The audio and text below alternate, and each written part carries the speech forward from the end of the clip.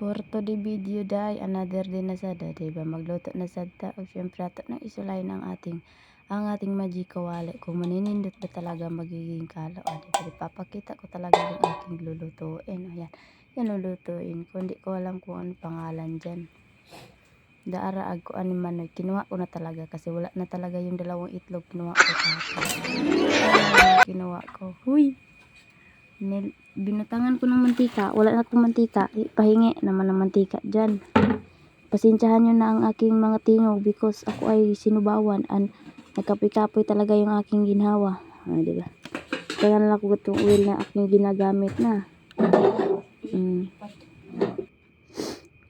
Talagang, diba? Okay ko talaga dyan, baka man dyan masusunog. Talaga lang, maninigro talaga yan, diba?